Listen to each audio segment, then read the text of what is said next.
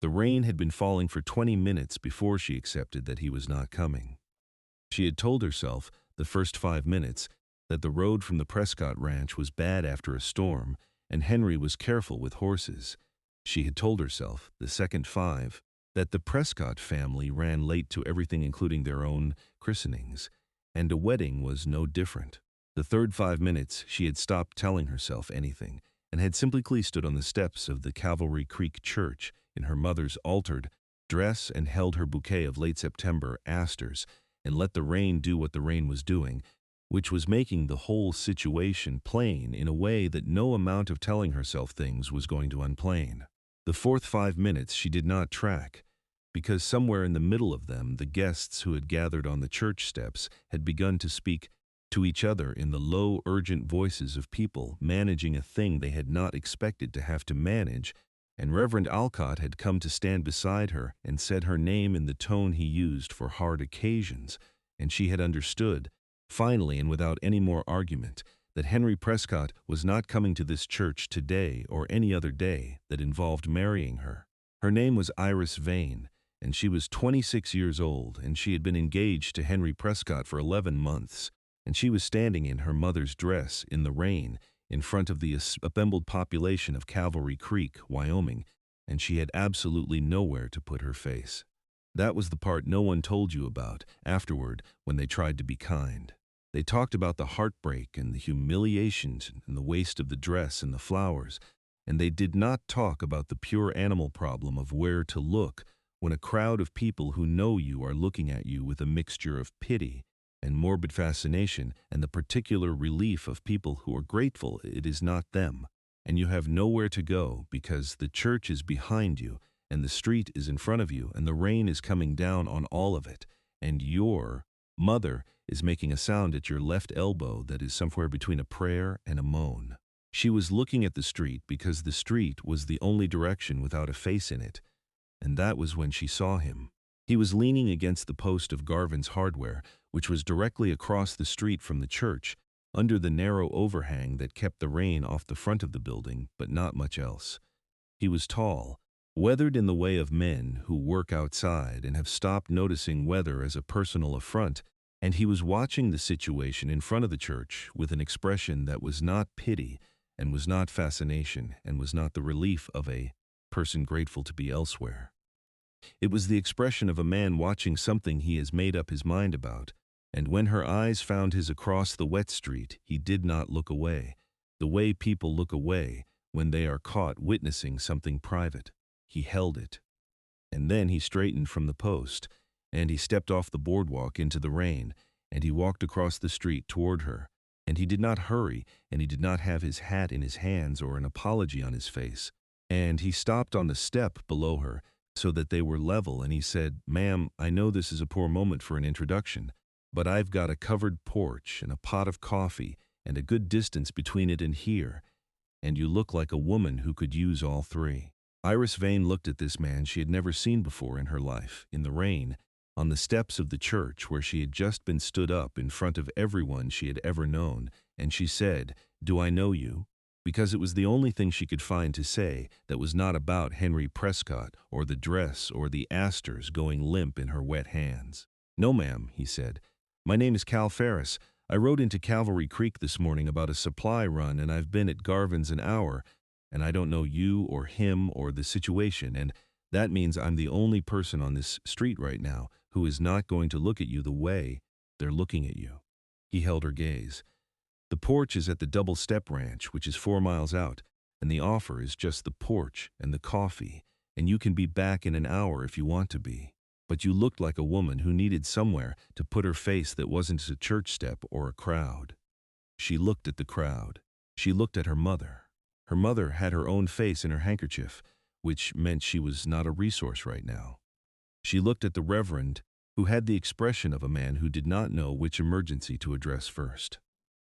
She looked at the assembled population of Cavalry Creek, Wyoming, all of whom she had known her whole life, and none of whom she wanted to look at right now, or possibly ever again. She looked back at Cal Ferris. "All right," she said. He gave her his coat, which was dry because he had been under the overhang, and he walked her through the crowd to a wagon at the rail, and he helped her up without ceremony and climbed up beside her and turned the team out of Cavalry Creek without looking back, and Iris did not look back either, and the rain came down on the road ahead of them, and neither of them said anything for the better part of a mile, and the silence was not uncomfortable, which was, she thought, the strangest thing about the whole strange morning. This is Dusty Vows, where stories like hers live. Women left in the open air with nowhere to put their faces, found by the one person in the street who wasn't watching out of pity. Men who walked across a street toward a hard thing because it was the right direction to walk. If you want the next story the moment it lands, subscribe now, then back to the ranch. The double-step ranch was 4 miles out, and it had, as promised, a covered porch and a pot of coffee that Cal made without asking her preference about anything, which was refreshing in a way she could not entirely account for, because every person who had asked her preference about anything in the last 11 months had been asking it in the context of the wedding, and she was done with that context for the immediate future. She sat on the porch in his coat with the coffee, and she looked at the rain on the yard, and she let herself understand, incrementally and without hurrying it, what had happened. Henry Prescott had not come. Henry Prescott had made a choice this morning, and the choice was not her, and she was sitting on a stranger's porch in her mother's dress, 4 miles from the church, where she had waited for him in the rain, and the thing she felt, underneath the shock and the humiliation and the cold, was something she did not yet have a name for, but that was not entirely grief. It was something more complicated than grief. It was the feeling of a door closing, but the closing was not all loss, and she could not account for that yet, and so she let it sit until she could. Cal Ferris came and sat in the other porch chair, not close, with the deliberate spacing of a man who has assessed the situation and understood that proximity is not what it requires.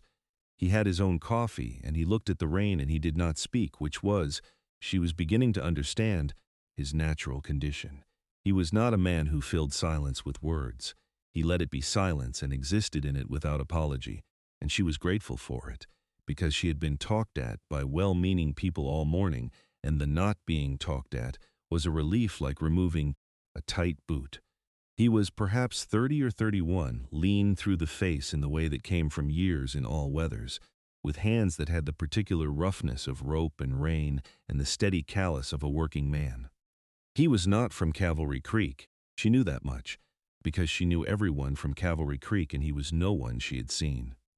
He had said he came for a supply run.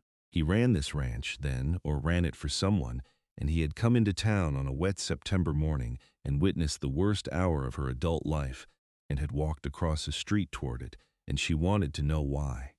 "Why did you come over?" she said. "You could have stayed at Garvin's." He looked at the rain a moment. "I've seen people looked at the way you were being looked at," he said. "It's a particular kind of look. Like you're a thing that happened rather than a person it happened to." He drank his coffee.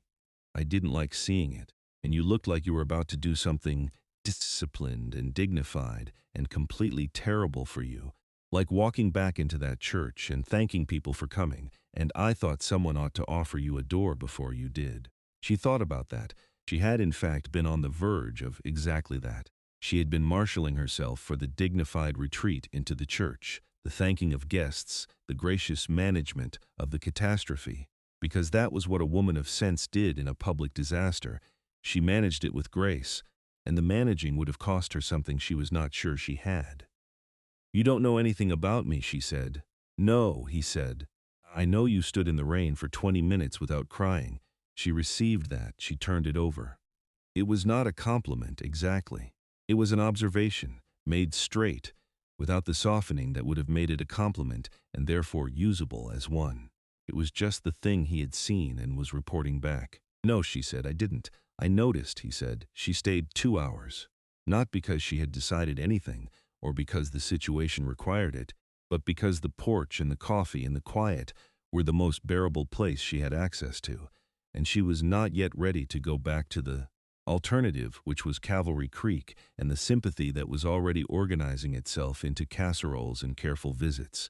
She was not ready for the casseroles. She was not ready for anyone to be kind to her in the particular way people were kind, when what they were really feeling was the relief of it not being them. She did not cry on the porch. She had not cried on the church step either. For the 20 minutes she stood there, and she did not cry now, and she was not sure whether that was strength or shock or some compound of both, that she did not yet have the equipment to separate.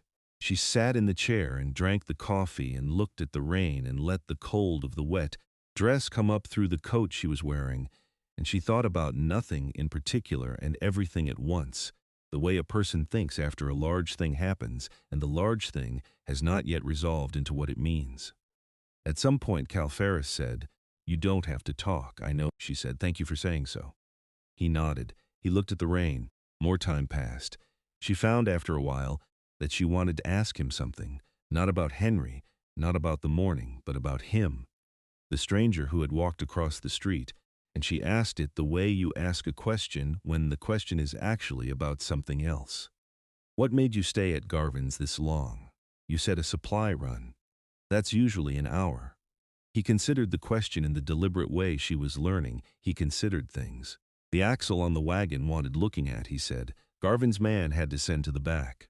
I've been waiting 2 hours on a pin and a length of bolt iron, and that's the whole story of why I was across the street when I was." She thought about the axle. She said, "If the axle had been fine, you'd have been gone an hour ago." He nodded. She looked at the rain. "So the thing that put you across that street was a broken axle," she said. "The thing that put me across that street," he said, "was that I was there and you needed someone to walk toward you." He paused. "The axle just kept me available for the walking." She sat with that for a moment. It was the most words he had put together at once since she got on the wagon, and they were not wasted words, which she appreciated more than she could have said. She had spent 11 months with a man who filled rooms with words, and she had not always been sure, looking back, that the words had meant very much. "Do you do that?" she said. "Walk toward things?" He thought about it.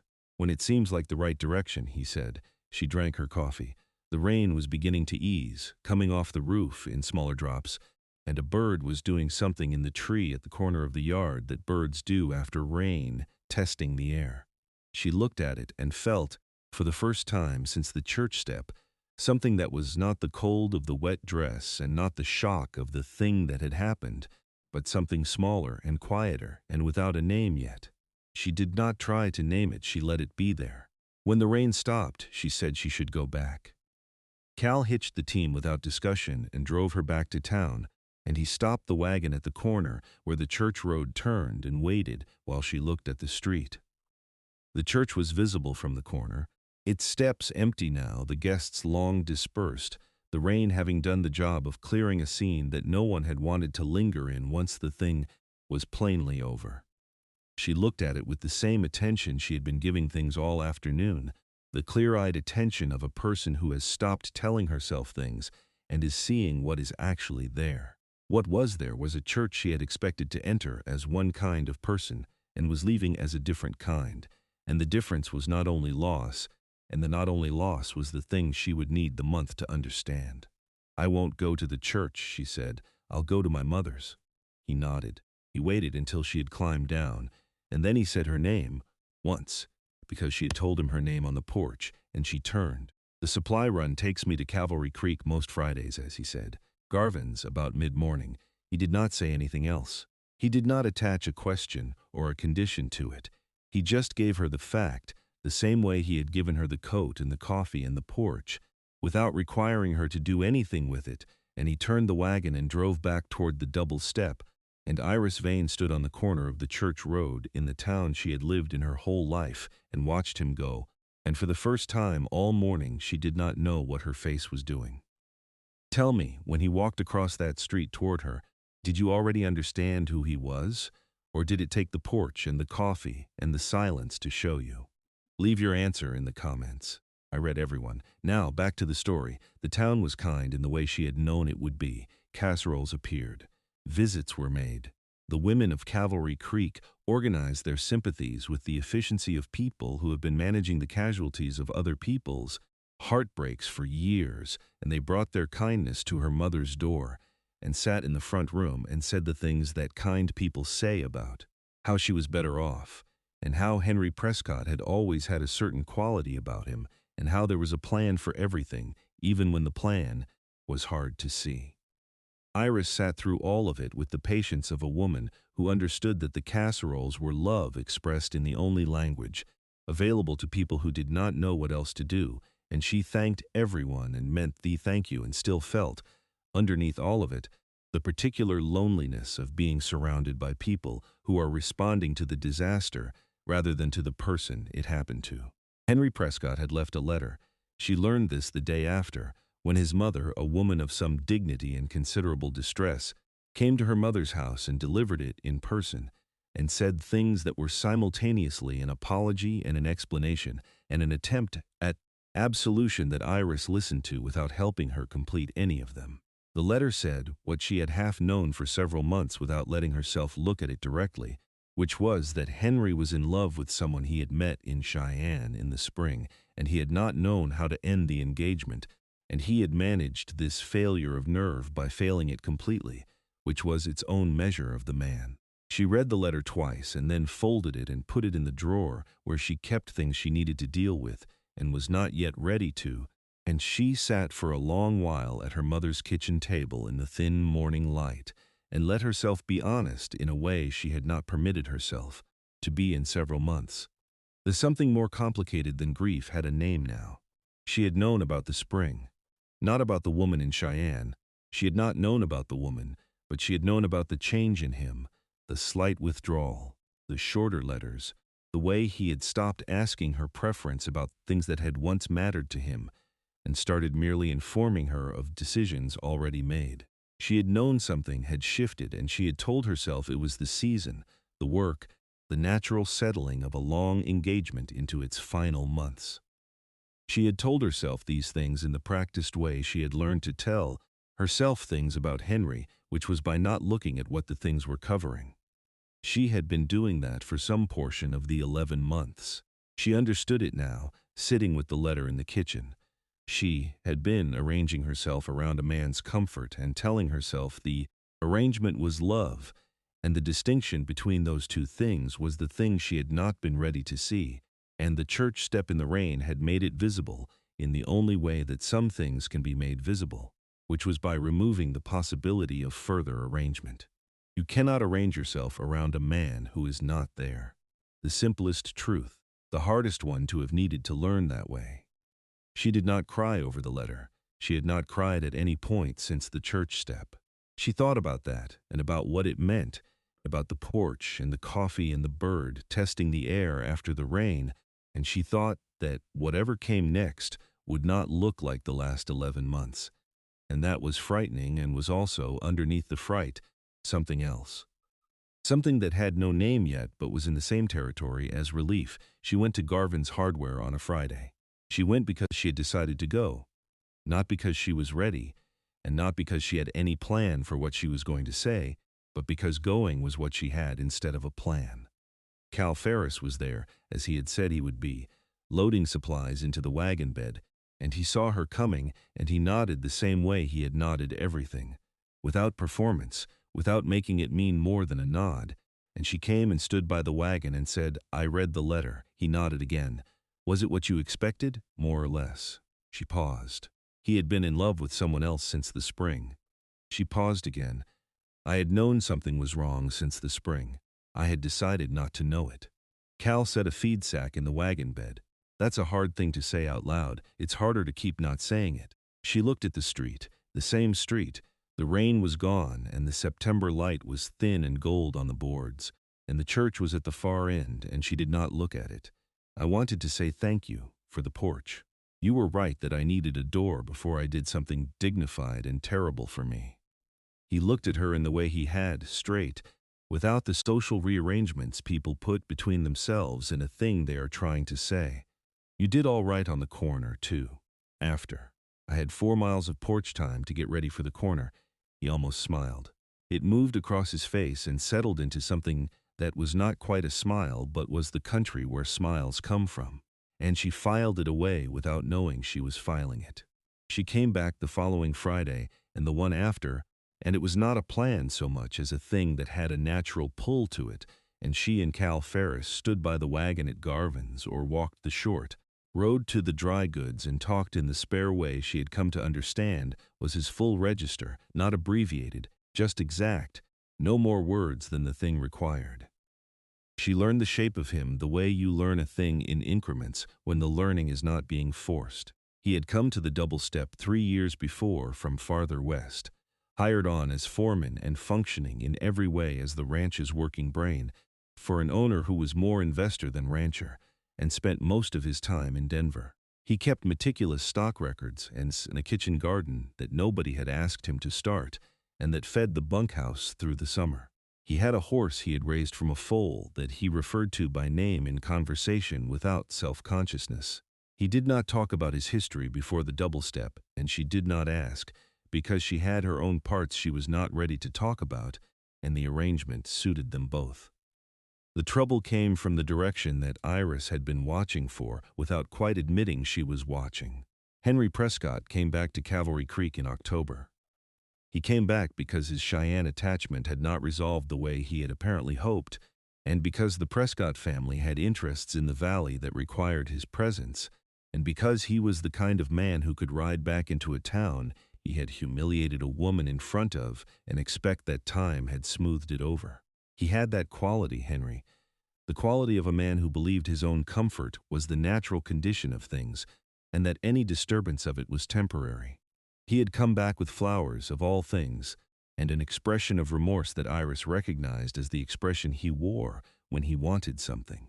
He came to her mother's house and he sat in the front room and he said the things such men say about a mistake in a moment of weakness and his understanding now of what he had thrown away and his hope that they might discuss a resumption, and Iris sat across from him and felt something she had not expected to feel, which was very little. She had spent a month feeling a great deal, and the great deal had clarified, and what was on the other side of the clarification was the plain understanding that Henry Prescott was a man she had been arranging herself around for 11 months because he had asked her to, and she had not looked hard enough at whether she wanted to. She did not want to. The rain had done her a service in the end, even if it had taken a month and a porch and 4 Fridays to see it clearly. She told him this in the front room, without cruelty and without the long, careful management of his feelings that she had been trained for in 11 months of engagement.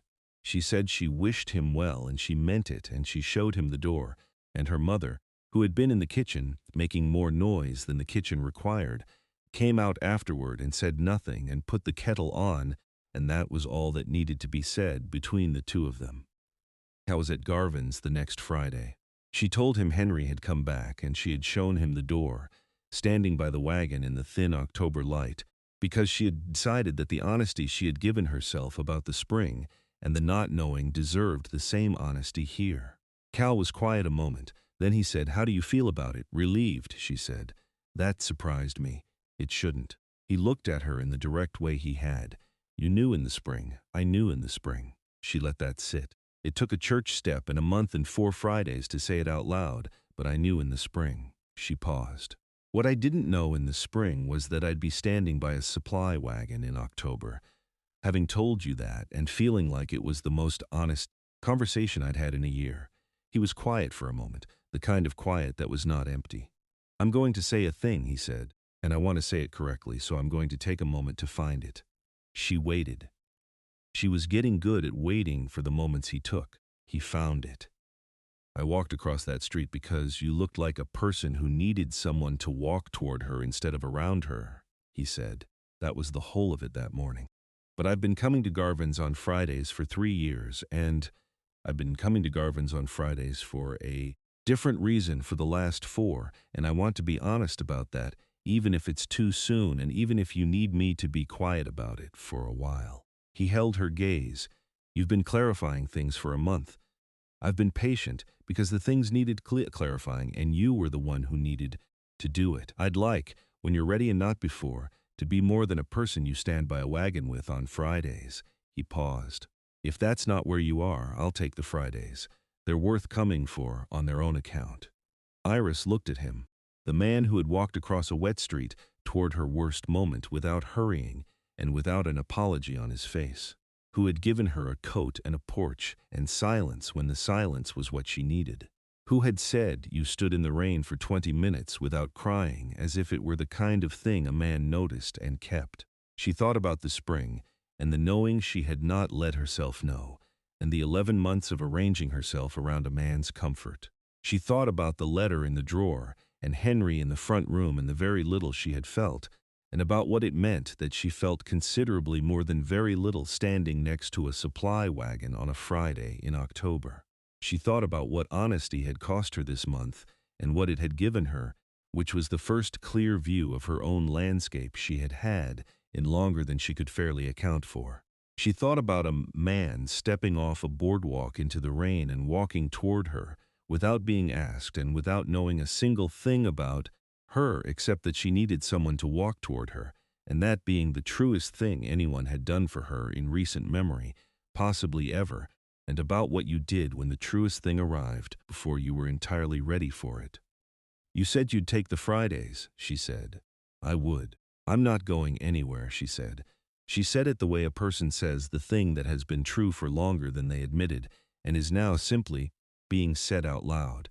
And I don't think I want to only be standing by a wagon, as if it were the simplest arithmetic in the world. Cal Ferris looked at her in the October light, and whatever he had been holding in the patient way, he held. Things let itself go, just slightly, in the way a thing that has been held at some cost releases when it is no longer needed, and what was left in its place was the specific quality of a man who has decided to stop waiting for permission to want the thing he wants. Iris. Her name in his mouth, careful, the first time he had said it like that, set down on a surface he had been building for 4 Fridays and was now sure would hold. Not the ma'am of the church step, not the Iris Vane of the supply run. Just her name, by itself, the way a name sounds when someone is going to be saying it for a long time. She waited. The Fridays are still mine, he said, and everything that comes after them. He said it plainly, the way a man states a fact he has already proven to himself in a month of Fridays and a street walked across in the rain. He paused. When you're ready. You've been doing hard things at your own pace this month, and I'm not going to be the thing that rushes you. She looked at the street. Cavalry Creek going about its October business around them. People who had watched her stand in the rain 4 weeks ago and brought casseroles and careful visits, and the relief of it not being them. They were not bad people. They were the only people she had. And they did not know, walking past Garvin's hardware on a Friday morning, that the woman standing by the supply wagon was not the woman who had stood on the church step in her mother's dress, that the month between those 2 Fridays had done the work that 11 months of engagement had not done, which was to show her the landscape of herself clearly enough to know what she wanted in it. She wanted this, the plainness of it, the directness, the man who did not fill silence and did not manage her feelings and had walked toward her when walking toward her was the hardest direction. Available on a wet September street. I'm ready, she said. I was ready at the corner. I just needed the month to know it. He nodded once. The matter was settled. He loaded the last of the supplies into the wagon and offered his hand to help her up onto the bench, and she took it, and they drove out of Cavalry Creek together in the thin October gold. And the church was at the far end of the street, and neither of them looked at, because there was nothing back there that was not already settled, and the road ahead of them was clear and open and going somewhere worth arriving. She had stood in the rain in her mother's dress with her asters going limp and the whole town watching, and she had been found by the one person on the street who was not watching out of pity but out of the plain recognition that someone needed a door, and he was close enough to open one. He had not asked her anything about the man who didn't come. He had not managed her heartbreak or organized his kindness into casseroles or said a single word about how she was better off or how there was a plan for everything. He had given her a covered porch and a pot of coffee and the silence to find her own way through it, and he had told her the supply run brought him to Garvin's on Fridays and left the rest to her, and he had come back 4 Fridays in a row with the patience of a man who understood that some things need to clarify at their own speed, and the only job of the person waiting is to keep showing up, she had clarified. It had taken a month and a letter and a man returning from the south with flowers, and the very little she felt about it, and all of that had been necessary, and none of it had been easy, and on the other side of it was the clearest view of her own life she had ever had. She knew what she had been arranging herself around. She knew what it had cost. She knew what she was not going to do again, and she knew, standing by a supply wagon on a Friday in October, what she was going to do instead, which was to stay close to the man who had walked across the street toward her worst moment without asking permission, because that was the direction she wanted to be walking, and she had finally stopped being afraid to say so. She was left at the altar in the rain. The cowboy watching from across the street walked over, and by the time October turned the leaves on the Cavalry Creek Road to gold, what had begun as a coat offered in the wet and a porch offered without conditions had become the most straightforward thing in her life, which was a man she trusted completely, a road going somewhere good, and the plain daily work of a life chosen with both eyes open, which was the only kind she was ever going to want again.